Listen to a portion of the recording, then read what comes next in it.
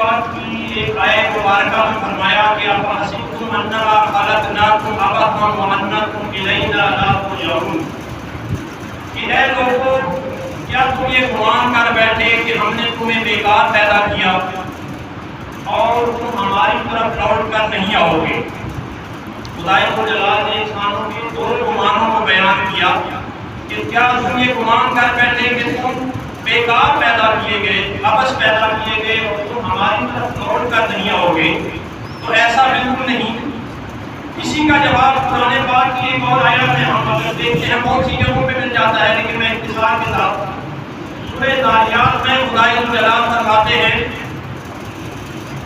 وَمَا خَلَقْتُ الْجِنَّ وَالْإِنسَ إِلَّا لِيَعْبُدُونِ، کہ اے لوگوں ہم نے تمہیں بیکار پیدا نہیں کیا، ہم نے تمہیں اس لیے پیدا کیا کہ تاکہ جنوں اور انسانوں کو اس لیے پیدا کیا کہ تاکہ تم میری خدائے جلال کی عبادت کرو۔ تو گویا پہلے قرآن کی وضاحت خدائے جلال میں سورہ ذاریات کی آیت میں بیان فرمایا کہ وما خلقت الجن والانس الا لیعبدون، عبث پیدا نہیں کیا، عبادت کے لیے پیدا کیا۔ اور اب جو دوسرا گمان ہے وہ کیا ہے کہ ہم اس کی طرف لوٹ کر نہیں جائیں گے۔ سورہ بقرہ کی آیت میں خدائے جلال فرماتے ہیں انا للہ وانا الیہ راجعون، کہ بے شک ہم اسی کے لیے ہیں اور اسی کی طرف واپس لوٹ کر جانا ہے۔ سامعین کی وقار خدائے جلال نے موت و حیات کا ایک سلسلہ قائم کیا کہ ہمیں خدا نے یہاں بھیجا، عبادت کریں گے اور پھر اسی کی طرف لوٹ کے جائیں گے۔ تو اس کا مقصد ہم اگر دیکھیں سورہ ملک کی آیت مبارکہ میں خدائے جلال کا موت و حیات کے فلسفے کو، اس مقصد کو بیان کر رہے ہیں۔ فرمایا الذی خلق الموت والحیات لیبلوکم ایکم احسن عملا، کہ خدائے جلال نے یہ موت و حیات کا یہ کھیل بنایا، موت و حیات بنائی، یہ جو نظام بنایا، اس کا مقصد کیا ہے کہ خدا نے فرمایا لیبلوکم ایکم احسن عملا، تاکہ خدا یہ جان سکے کہ تم میں سے اچھے اعمال والے کون ہیں۔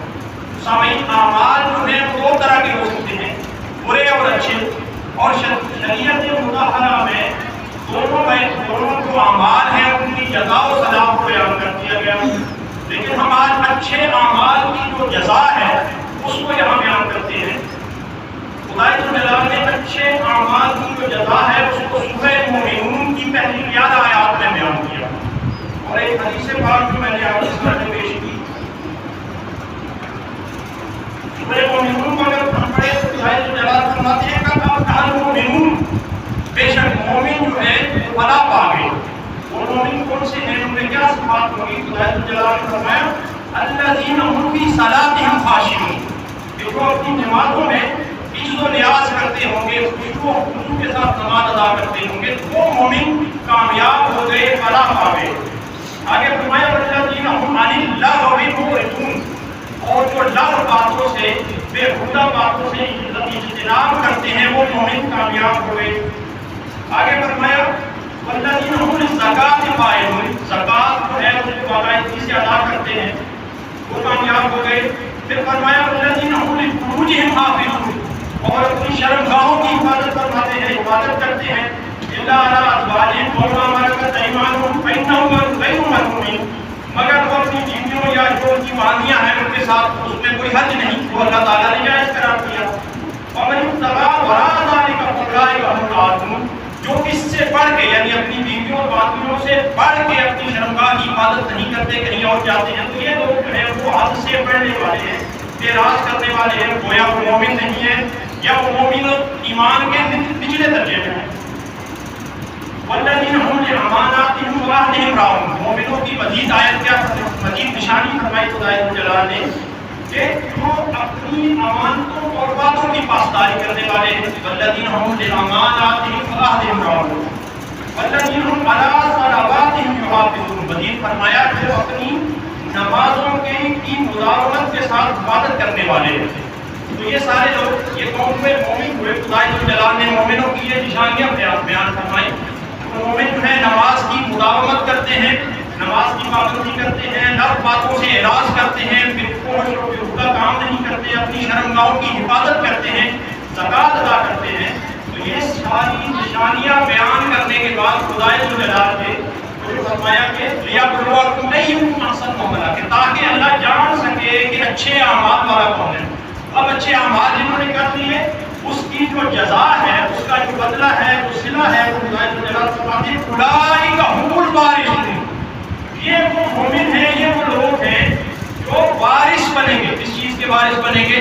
الذین یرثون الفردوس هم فیہا خالدون، وارث بنیں گے جنت فردوس کے اور ہمیشہ رہیں گے۔ خدا جلال نے سمپل جنت نہیں کہا، فردوس جو اعلیٰ جنت ہے۔ خدا جلال نے فرمایا الذین یرثون الفردوس هم فیہا خالدون، کہ وہ جنت فردوس کے وارث بنیں گے اور اس میں ہمیشہ رہیں گے۔ اس کے بعد میں نے جو آپ کو حدیث پاک بیان کی، یہ مسند احمد اور ترمذی کی حدیث شریف، نبی کریم صلی اللہ علیہ وسلم نے فرمایا کہ جنت میں کچھ کمرے ایسے ہوں گے، محلات ایسے ہوں گے یا گھر ایسے ہوں گے جو اتنے شفاف ہوں گے کہ اندر سے باہر نظر آئے گا اور باہر سے اندر نظر آئے گا، اتنے ٹرانسپیرنٹ اور شفاف ہوں گے۔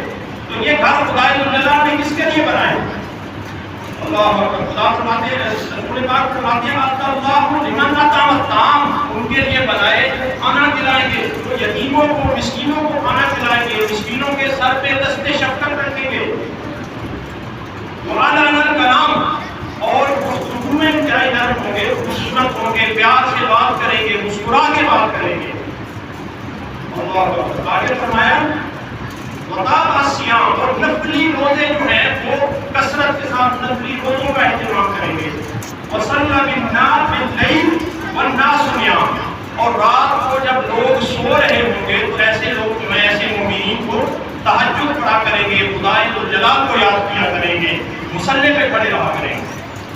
تو سامعین، کیونکہ آج ہم اثارِ ثواب کی محفل میں حاضر ہیں، تو میں نے یہ جو آیات ہے اور یہ جو حدیث پاک ہے خصوصاً اس لیے میں نے آپ کے سامنے پیش کی کہ آپ یقیناً سید عطیق الرحمن شاہ صاحب کو جانتے ہیں، ان کے ساتھ آپ کے شب و روز گزرے، ڈاکٹر صاحب نے بہت عرصہ ان کے ساتھ گزارا۔